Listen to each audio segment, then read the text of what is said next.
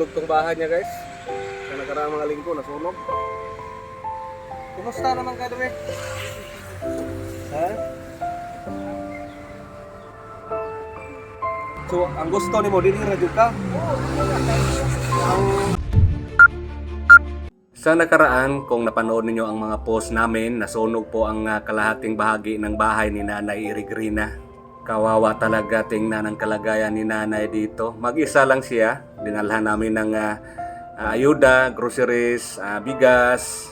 Ngayon po ay binalikan po namin. Mag-voice over lang po ako dahil wala po kaming microphone. Malapit po ito sa kalsada. Sobrang maingay. Sa nakaraang mga linggo, mayroon tayong vlog na ayusin natin ang bahay sa mag-ama, yung iniwan, mga batang iniwan sa ina. Sa laging umuulan dahil sa bagyo, hindi namin nakilos agad doon dahil hindi makapasok ang delivery truck. Kaya nakiusap ako sa ating sponsor na unahin namin to si Nanay Irigrina sa pagpagawa ng bahay. Okay naman ang ating sponsor. Shout out ni Ma'am Reggie de Labina. Maraming salamat. At nagkausap din kami ni Cap Adonis sa Messenger, ang barangay captain dito, na handa po siyang magbigay ng area na matirikan sa bahay ni Nanay Irigrina. Yan po, inihanda na po namin ang pedido sa mga materyales at nagantay ako sa karpintero natin. Ilang araw ang nakalipas, nag-message si Cap sa atin na parang hindi daw papayag si Nanay Irigrina na doon natin siya pagawan sa ibinigay na area ni Cap dahil daw medyo may kalayuan sa highway. Gusto ni Nanay Irigrina dito lang kung saan siya nakatira ngayon. Iyan nga, ngayong araw sa paghinto ng ulan na pinuntahan talaga namin si Nanay Irigrina para makausap ulit, matanong ulit. Dahil kapag dito talaga ang gusto ni Nanay Irigrina, wala tayong magawa. Dahil komplikado po ang lupa na to, mga anak nga ni Nanay walang nagawa dito. Kay! Saan ka natulog ka? Dali siya! Pasensya na kayo guys, sobrang ingay, malapit kasi sa kalsada. Nasunog tong bahay niya guys. Sa nakaraang mga linggo, nasunog. Kumusta naman ka doon? Ha? Nanay Irigrina, naami buhatag balay dito si Jewel, niya amo sang gi-stop kay ang gusto amo nag-istorya mi sa sponsor nga ikaw amo unahon buhatan ka na magbalay. Nakasabot nami sa barangay kapitan, may shout out ni Cap Adonis nga tagaan kaniya og luna nga pwede nimo tukuran og balay. Dili na lang. Yan po ang sabi ni Nanay Irigrina, dito lang daw siya pagawa ng bahay. Yan po, wala tayong magawa dahil talagang dito talaga ang gusto niya.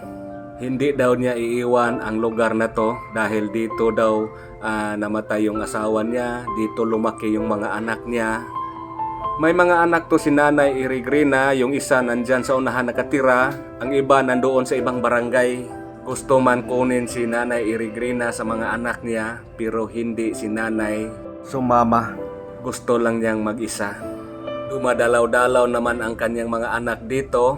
Yan nga, hindi talaga nagalaw ang kubo niya, hindi napaayos sa mga anak dahil siguro sa lupa. Napaka komplikado po ang lupa dito. Base po sa pagtanong-tanong namin sa mga kapitbahay, mahirap daw kapag dito namin itirik ang bahay ni Nanay Irigrina. Siyempre kami din kabahan kapag ipilit natin dito natin ipagawa ang bahay ni Nanay Irigrina. Dahil kahit maliit man ang ipatayo natin, magastos yon dahil ang mahal ng materialis ngayon, baka masayang lang. Baka pagkatapos natin ipagawa, ipaibot sa tag-iya. Sa ngayon, i-call out namin ang mga anak ni Nanay Irigrina na tulungan nyo kami kung saan pwede itirik ang bahay ni Nanay Irigrina, kung saan pwede gusto niya. Dahil sobrang kawawa po yung nanay ninyo, mag-isa lang dito, sobrang kawawa kapag malakas ang ulan, mababasa talaga dito. Sa mga viewers natin, mag-update lang kami kung kailan ito mapagawa ang bahay niya kapag mayroon na talagang pwedeng area na matirikan na gusto ni Nanay Irigrina. Sa mga anak ni Nanay Irigrina, kapag mapanood po ninyo ito, i-message nyo lang kami kapag okay na po. Kapag okay na po kung saan natin itirik ang bahay ni Nanay Irigrina. Kung okay ba dito, hanapin po ninyo ang may-ari sa lupa dito kung okay ba tulungan nyo kami para po sa nanay ninyo.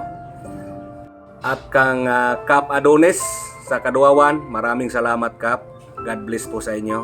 So sa ngayon, sayang ang panahon. So ipatuloy natin yung paggawa sa bahay ni Tatay Joel, yung may mga anak na iniwan ng nanay nila. So yan po, medyo natagal-tagalan po. Sige lang, pagkatapos doon ay kay Nanay Irigrina naman kapag mayroon ng matayuan ng bahay. Sa mga anak niya, tulungan niyo po kami. At ngayon po, mayroon pong inabot ang GPPG Brothers kay Nanay Irigrina. GPPG Brothers, nakata ko para pagsudano. Laliso na. Laliso ng yuta, ganun lang 1,000 Imoy po nagbayad diri lang oh. Basta naitagiya, basta mo okay na tagiya. Salamat kayo sa naghatag ini, grasya. Ang aking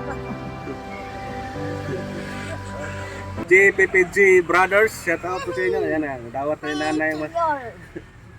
sa dawat. Basta kawato na po na. Magbalik ako, di ikaw na ako po ano. Eh?